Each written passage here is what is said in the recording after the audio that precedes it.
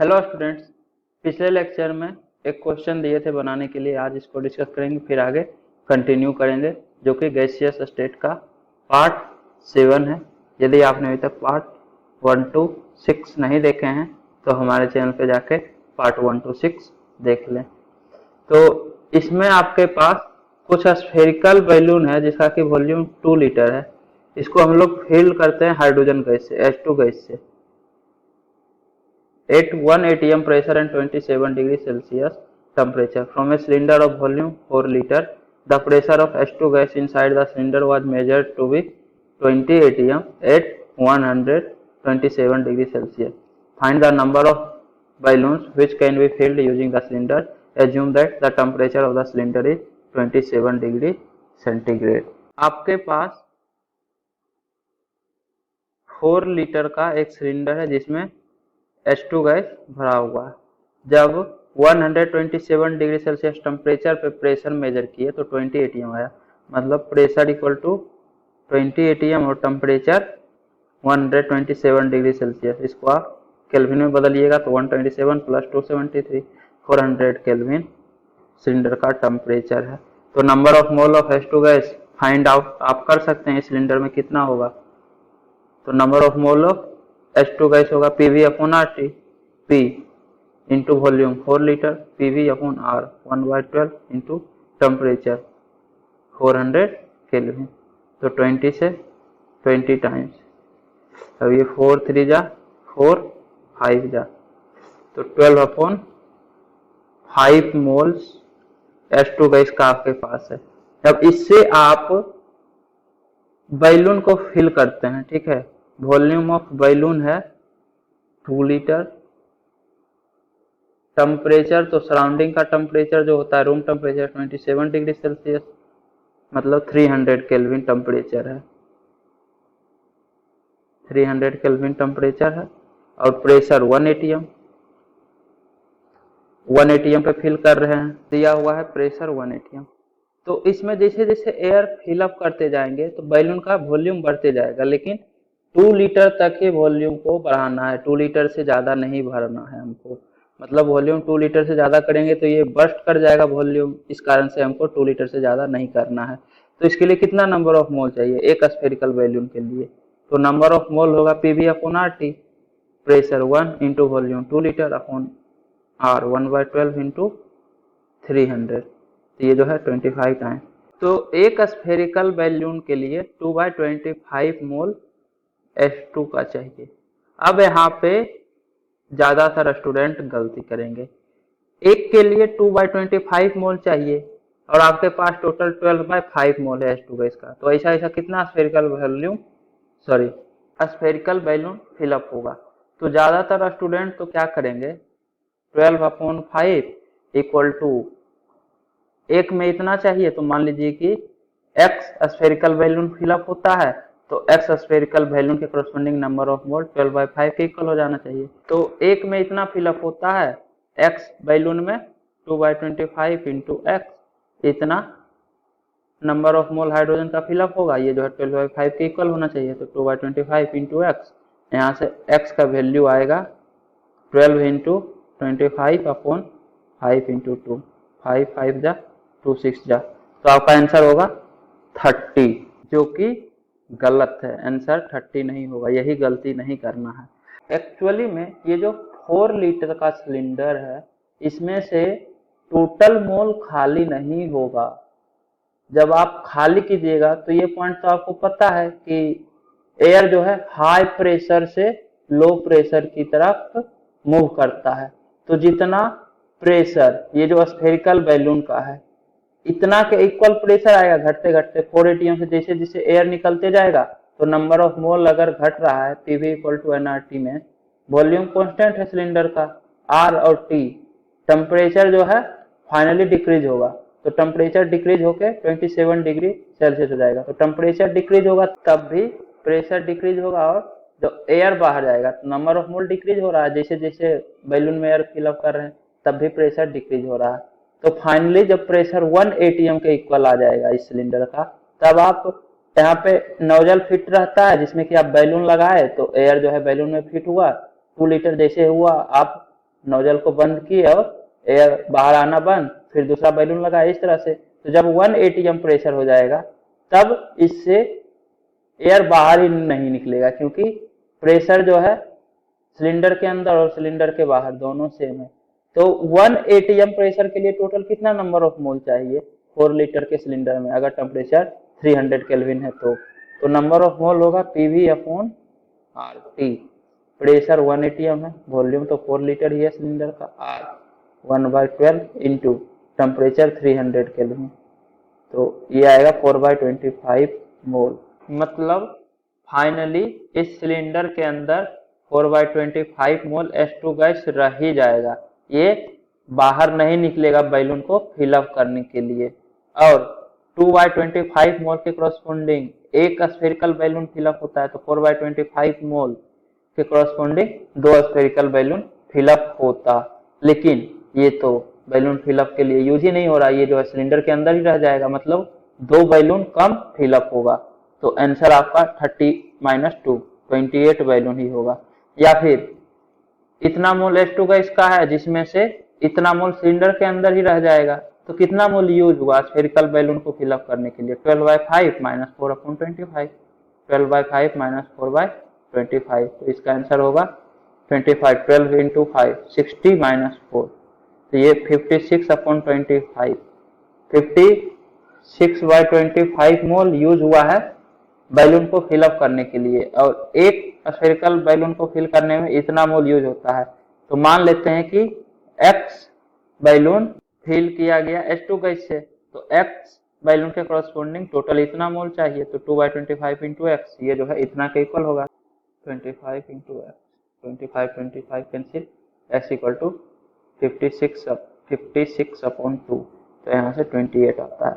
मतलब आप इस सिलेंडर से 28 बैलून फिल कर सकते हैं, 30 आंसर नहीं होगा। तो ये वाला ध्यान रखिए कि जितना मोल है सारा का सारा बाहर नहीं निकलेगा सिलेंडर से।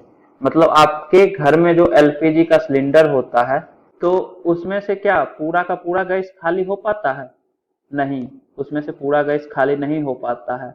एक्चुअली में प्रेशर जो है गैस सिलेंडर के अंदर 1 atm के इक्वल हो जाता है। जब इसको फिल अप किया जाता है तो हाई प्रेशर पे फिल किया जाता है, ठीक है।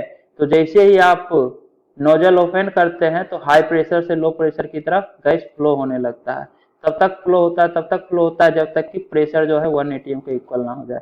जब प्रेशर 1 atm हो जाता है तो बाहर का प्रेशर और अंदर का प्रेशर सेम हो जाता है, तब गैस जो है फ्लो होना बंद हो जाता है। और आप बोलते हैं कि गैस खत्म हो गया, गैस खत्म नहीं होता। एक्चुअली में अंदर में जो गैस होता है उसका भी प्रेशर एटमॉस्फेरिक प्रेशर के इक्वल हो जाता है। अंदर और बाहर प्रेशर सेम है तो गैस फ्लो करना बंद कर देता है।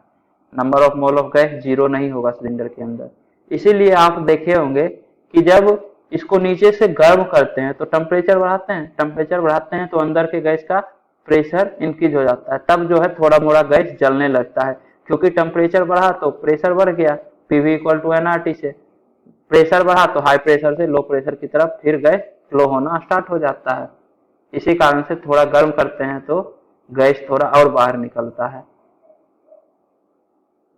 इसके बाद जो है डेंसिटी के बारे में तो मोल कॉन्सेप्ट के टाइम ही बताए थे कि डेंसिटी ऑफ गैस का फॉर्मूला होता है Pm/RT। ये जो है यहीं से आता है, PV = nRT। अब number of mole equal to क्या होता है, मास अपॉन मोलिकुलर मास। तो यहाँ पे गैस है तो मास of gas upon molecular mass of gas, ये नंबर ऑफ मोल होगा। तो PV = n, ये नंबर ऑफ मोल है, इंटू RT। अब डेंसिटी होता है मास अपॉन वॉल्यूम, तो मास ऑफ गैस अपॉन वॉल्यूम, ये आपका हो जाएगा Pm/RT। अब यहाँ m जो है मोलिकुलर मास ऑफ गैस होगा, यही तो डेंसिटी होता है Pm/RT। मतलब इसको आप लिखिए डेंसिटी ऑफ गैस = Pm/RT, जहाँ पे मास जो है ग्राम में होता है, वॉल्यूम लीटर में होता है, मतलब डेंसिटी ग्राम पर लीटर में आएगा। लेकिन उसके लिए प्रेशर atm में होगा, टेम्परेचर केल्विन में होगा, और R इसका वैल्यू 1/12 या 0.0082 होता है। जब प्रेशर atm में और वॉल्यूम लीटर में होता है तो R जो है 0.0082 या फिर 1/12 होता है। तो डेंसिटी ऑफ गैस होगा ग्राम पर लीटर में, लेकिन उसके लिए प्रेशर जो है atm में चाहिए, मोलिकुलर मास ऑफ गैस जो है ग्राम पर मोल में चाहिए, मतलब 1 मोल गैस का कितना वेट होगा ग्राम में, यही तो मोलिकुलर मास होगा। तो इस केस में डेंसिटी जो है ग्राम पर लीटर में आएगा, या फिर किलोग्राम पर मीटर क्यूब में भी आप इसको बोल सकते हैं, क्योंकि ग्राम पर लीटर और किलोग्राम पर मीटर क्यूब दोनों का वैल्यू सेम होता है। जैसे वाटर का डेंसिटी आपको पता है ना, 1 ग्राम पर ml होता है, तो 1 ml वाटर का वेट होता है 1 ग्राम, तो 1000 ml वाटर, 1000 ml वाटर का वेट कितना होगा 1000 ग्राम। 1000 ml मतलब 1 लीटर, तो 1 लीटर का वेट है 1000 ग्राम, यही तो है डेंसिटी इन ग्राम पर लीटर, मतलब प्रति लीटर कितना वेट होगा ग्राम में, यही ग्राम पर लीटर होगा। तो 1 लीटर के करस्पॉन्डिंग 1000 ग्राम वेट है, तो डेंसिटी हो गया वाटर का 1000 ग्राम पर लीटर। और अगर आपको पता हो केजी पर मीटर क्यूब में, तो वाटर का डेंसिटी यही होता है 1000 केजी पर मीटर क्यूब। 1 ml मतलब 1 सेंटीमीटर क्यूब, तो 1 सेंटीमीटर क्यूब वाटर का वेट होता है 1 ग्राम, तो 10⁶ सेंटीमीटर क्यूब, इसका वेट होगा 10⁶ केजी, सॉरी 10⁶ ग्राम होगा। एक के करस्पॉन्डिंग 1 ग्राम, तो 10⁶ के करस्पॉन्डिंग 10⁶ ग्राम। 10⁶ सेंटीमीटर क्यूब ही तो 1 मीटर क्यूब होता है, 1 metre cube equal to 10⁶ centimetre cube होता है, ये तो आपको पता है। मतलब 1 मीटर क्यूब का वेट होगा 10⁶ ग्राम। अब इसको आप किलोग्राम में कन्वर्ट कीजिएगा तो 1 मीटर क्यूब वाटर का वेट होगा 10⁻³ केजी, मतलब 1000 केजी वेट है 1 मीटर क्यूब, अगर वाटर का वॉल्यूम है तो 1000 केजी पर मीटर क्यूब, उतना ही तो आ रहा है 1000 ग्राम पर लीटर, 1000 केजी पर मीटर क्यूब, मतलब डेंसिटी जो आएगा वो ग्राम पर लीटर में या केजी पर मीटर क्यूब में, दोनों का वैल्यू सेम ही रहता है। इसी कारण से ऐसे इस वाले फॉर्मूला से ग्राम पर लीटर में आता है, क्योंकि मास ऑफ गैस जो है ग्राम में है, तभी तो मास of gas upon molecular mass of gas number of मोल होता है, और वॉल्यूम लीटर में है, प्रेशर एटीएम में है, तो ग्राम पर लीटर में आता है। लेकिन ग्राम पर लीटर और केजी पर मीटर क्यूब दोनों का वैल्यू सेम होता है, इस कारण से डेंसिटी जो गैस का आएगा वो एसआई यूनिट में ही आ जाता है। नहीं तो आप क्या कीजिए, इस फॉर्मूला में जितना भी टर्म है सभी को एसआई यूनिट में लिखिए, प्रेशर पास्कल में लीजिए SI unit, molecular mass of gas तो इस केस में किलोग्राम पर मोल लेना पड़ेगा, मतलब 1 मोल गैस का वेट कितना होगा केजी में, ये आपको लिखना पड़ेगा एसआई यूनिट में। आर एसआई यूनिट में 8.314 होता है या फिर 25/3 होता है। टेम्परेचर का एसआई यूनिट केल्विन है, तो टेम्परेचर केल्विन में होना चाहिए, तो डेंसिटी ऑफ गैस जो आएगा वो केजी पर मीटर क्यूब में आएगा, और केजी पर मीटर क्यूब में आएगा तो ग्राम पर लीटर में भी आएगा, दोनों का वैल्यू सेम ही होता है। अब ग्राम पर लीटर से केजी पर मीटर क्यूब में भी डायरेक्ट कन्वर्ट कर सकते हैं, जैसे आपके पास x ग्राम पर लीटर है, तो ग्राम को केजी में कन्वर्ट करने के लिए 10⁻³ से मल्टीप्लाई करना पड़ेगा, मतलब डेंसिटी हो जाएगा x × 10⁻³ केजी पर लीटर। और आपको पता है 1 litre equal to 10⁻³ metre cube, तो लीटर को मीटर क्यूब में कन्वर्ट करने के लिए भी 10⁻³ से मल्टीप्लाई करना पड़ेगा, लेकिन इस केस में डिनोमिनेटर में, तो वैल्यू होगा x × 10⁻³ केजी, और लीटर को मीटर क्यूब के लिए 10⁻³ मीटर क्यूब, तो 10⁻³ से 10⁻³ कैंसिल आउट, तो x केजी पर मीटर क्यूब, मतलब ग्राम पर लीटर और केजी पर मीटर क्यूब दोनों का वैल्यू सेम ही है। इसके बाद पेलोड, तो पेलोड आपको पता है ना कि बैलून है आपके पास, हॉट एयर बैलून जो रहता है, तो इसका कितना कैपेसिटी है, मतलब ये कितना मास अपने साथ लेके उड़ सकता है, हॉट एयर बैलून जो है यही आपका पेलोड है। Lifting capacity of A hot air balloon, तो हॉट एयर बैलून का लिफ्टिंग कैपेसिटी कितना है, यही आपका पेलोड कहलाएगा, lifting capacity of A hot air balloon. तो इसके लिए आप क्या कीजिएगा, तो फोर्स बैलेंस कीजिए।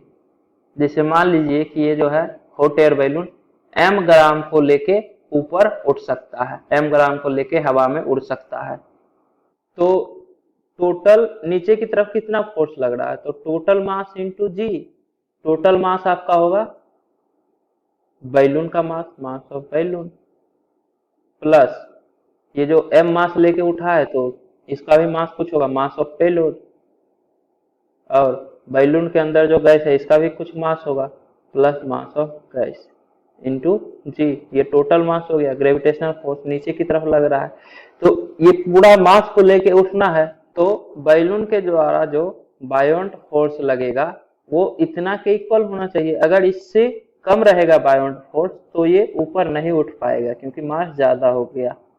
और बायोंट फोर्स होता है mass of air displaced into g, तो बैलून के द्वारा कितना एयर डिस्प्लेस किया जाएगा उसको ग्रेविटेशनल कांस्टेंट से आप मल्टीप्लाई कर दीजिएगा, तो उतना के इक्वल बायोंट फोर्स होगा। तो बायोंट फोर्स ये जो है ग्रेविटेशनल फोर्स के इक्वल होना चाहिए। तो टोटल मास के कारण ग्रेविटेशनल फोर्स कितना होगा, mass of balloon into g plus mass of payload into g plus mass of gas into g, ये जो है बायोंट फोर्स के इक्वल होना चाहिए। बायोंट फोर्स होगा mass of air displaced by balloon into जी।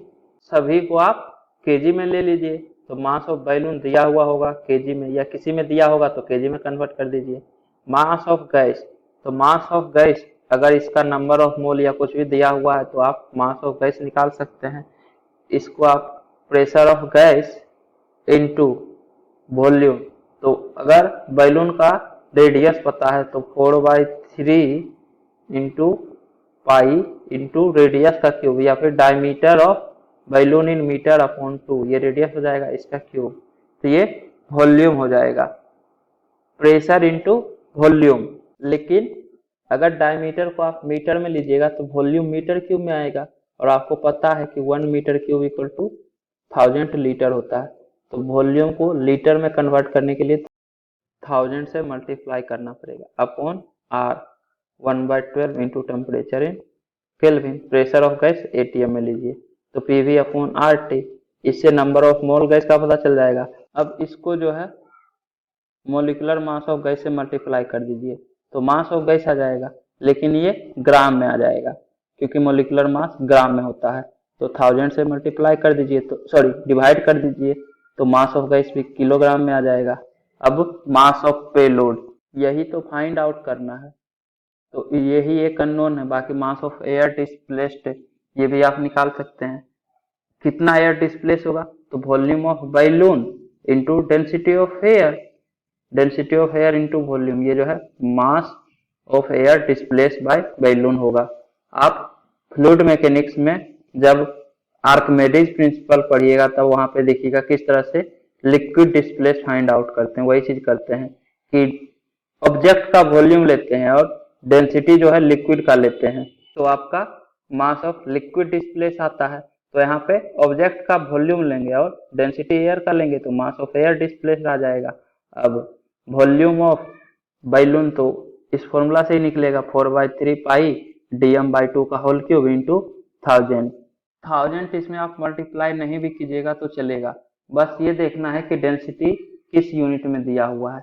अगर डेंसिटी जो है केजी पर मीटर क्यूब में दिया हुआ है तो वॉल्यूम मीटर क्यूब में होना चाहिए, तो मास of air displace direct KG में आ जाएगा, नहीं तो कोई दूसरा यूनिट है ग्राम पर सेंटीमीटर क्यूब या कुछ भी, तो उस तरह से आपको वॉल्यूम भी उस टर्म में लेना पड़ेगा। सेंटीमीटर क्यूब में कितना वॉल्यूम आता है वो फाइंड आउट करना पड़ेगा। अगर ग्राम पर लीटर में भी है तब भी डायरेक्ट इसी वाला से हो जाएगा, 4/3 पाई आर क्यूब, या फिर डायमीटर अपॉन 2 का क्यूब, क्योंकि जितना ग्राम पर लीटर होता है उतना ही किलोग्राम पर मीटर क्यूब होता है। तो इंटू डेंसिटी से डायरेक्ट मल्टीप्लाई कर दीजिएगा तो मास जो है केजी में आ जाएगा। ध्यान रखिए कि वॉल्यूम बस मीटर क्यूब में होना चाहिए, तो डेंसिटी ग्राम पर लीटर या केजी पर मीटर क्यूब कुछ भी रहेगा, कोई दिक्कत नहीं है। मास ऑफ एयर डिस्प्लेस भी केजी में आ गया इंटू जी, तो सारा कुछ ऐसा यूनिट में है, सब कुछ पता है। यहाँ से मास ऑफ पेलोड फाइंड आउट हो जाएगा, जो वैल्यू आएगा वो केजी में आएगा। मतलब इस हॉट एयर बैलून का कैपेसिटी कितना है, मतलब ये कितना केजी लेके ऊपर उठ सकता है, वो आप फाइंड आउट कर सकते हैं। इसके बाद जो है some difficult graph. First example है प्रेशर वर्सेस वॉल्यूम का ग्राफ है, तो ये जो है स्ट्रेट लाइन आ रहा है। अगर आप ऑब्जर्व करें तो प्रेशर अगर P1 है तो वॉल्यूम V1 है। जब प्रेशर आप इंक्रीज किए P2 तो वॉल्यूम भी इंक्रीज हो गया V2, number of mole constant है। तो ऐसा ग्राफ तब ऑब्टेन होगा जब टेम्परेचर जो है कंटिन्यूअसली इंक्रीज होगा। टेम्परेचर कंटिन्यूअसली इंक्रीज होगा तभी जो है पीवी का प्रोडक्ट इंक्रीज होते जाएगा। पीवी इक्वल टू एनआरटी होता है, नंबर ऑफ मोल कांस्टेंट दिया हुआ है, मतलब एनआर कांस्टेंट है। टेम्परेचर आप इंक्रीज करते जाइए तो पीवी प्रोडक्ट जो है इंक्रीज होता जाएगा। P1 V1, दूसरा P2 V2, ये जो प्रोडक्ट है ये बढ़ गया क्योंकि प्रेशर भी बढ़ रहा है और वॉल्यूम भी बढ़ रहा है, तो प्रोडक्ट तो बढ़ेगा ही बढ़ेगा। तो ऐसा ग्राफ तब ऑब्टेन होगा जब टेम्परेचर आप कंटिन्यूअसली इंक्रीज करते जाइएगा। नेक्स्ट, प्रेशर वर्सेस वॉल्यूम का ग्राफ है, नंबर ऑफ मोल कांस्टेंट है। इसमें क्या हो रहा है, इसको जो है थोड़ा सा और इनिशियल पॉइंट को यहाँ पे रखिए तो और अच्छे से क्लियर होगा। तो इस केस में और अच्छे से आप क्लियर हो जाएगा। तो प्रेशर जब P1 है तो वॉल्यूम V1 है, प्रेशर डिक्रीज हो रहा है तो वॉल्यूम इंक्रीज हो रहा है। तो PV के बारे में आप कह नहीं सकते, इसको ऊपर थोड़ा इसलिए रखा है ताकि आपको पता चले कि प्रेशर ज्यादा डिक्रीज हो रहा है, वॉल्यूम कम इंक्रीज हो रहा है। कहने का मतलब पीवी का प्रोडक्ट जो है ओवरऑल डिक्रीज ही होगा। प्रेशर डिक्रीज हो रहा है मतलब प्रेशर ज्यादा डिक्रीज हो गया, वॉल्यूम कम इंक्रीज हुआ, तो पीवी का प्रोडक्ट जो है कंटिन्यूअसली डिक्रीज होगा इनिशियल से फाइनल कंडीशन में। तो ऐसा तभी होगा जब कंटिन्यूअसली टेम्परेचर को डिक्रीज करेंगे, तभी पीवी का प्रोडक्ट जो है कंटिन्यूअसली डिक्रीज होगा, क्योंकि नंबर ऑफ मोल कांस्टेंट है, आर तो कांस्टेंट होता ही है। नेक्स्ट, वॉल्यूम वर्सेस टेम्परेचर का ग्राफ है, नंबर ऑफ मोल कांस्टेंट है। तो ये देखिए, तो ये रेक्टेंगुलर हाइपरबोला है। रेक्टेंगुलर हाइपरबोला तभी होता है जब x into y equal to constant है। x एक्सिस पे टेम्परेचर है, y एक्सिस पे वॉल्यूम है, मतलब volume into temperature Vt equal to constant. ये जो ग्राफ है ये आपका कंडीशन है Vt equal to constant. Similarly next, pressure versus temperature, ये भी रेक्टेंगुलर हाइपरबोला है, नंबर ऑफ मोल कांस्टेंट है। तो ये तभी होगा जब Pt इक्वल टू कांस्टेंट होगा। तो Pt equal to constant condition है, तो उस केस में प्रेशर वर्सेस टेम्परेचर का ग्राफ रेक्टेंगुलर हाइपरबोला होगा। Pt equal to constant, Vt equal to constant, ये सब आप पढ़िएगा थर्मोडाइनमिक्स में पॉलीट्रोपिक प्रोसेस करके, वहां पे Pv की power n equal to constant होता है। यहाँ पे n आपका वेरी करेगा। अब P इंटू टी, तो किस तरह से आप वॉल्यूम को लिख सकते हैं, या फिर टेम्परेचर को ही वॉल्यूम के टर्म में लिख दीजिए। तो P into temperature equal to होगा PV अपॉन NR, तो टेम्परेचर हो जाएगा PV upon NR equal to constant. Number of mole constant है तो ये भी इस तरफ जाएगा, कांस्टेंट ही हो जाएगा। तो P square V equal to constant, मतलब आप बोल सकते हैं P V की पावर 1/2 इक्वल टू कॉन्स्टेंट। तो ये आपका पॉलीट्रोपिक प्रोसेस है जिसका कि n इक्वल टू हाफ होता है। सिमिलरली यहाँ पे टेम्परेचर को प्रेशर के टर्म में लिखिएगा तो ये भी आएगा PV अपॉन NR, तो PV square equal to constant, तब जाके आपका V वर्सेस टेम्परेचर का ग्राफ रेक्टेंगुलर हाइपरबोला होगा। तो इस केस में n इक्वल टू 2 होगा। ये सब आप डिटेल में पढ़िएगा थर्मोडायनेमिक्स में पॉलीट्रोपिक प्रोसेस में। तो ये कुछ डिफिकल्ट ग्राफ का एग्जाम्पल था। उम्मीद करता हूँ कि आपको ये वीडियो पसंद आई होगी। यदि आपको ये वीडियो पसंद आई है तो इसे लाइक करें, कमेंट करें और अपने दोस्तों के बीच शेयर करना ना भूलें। Thank you.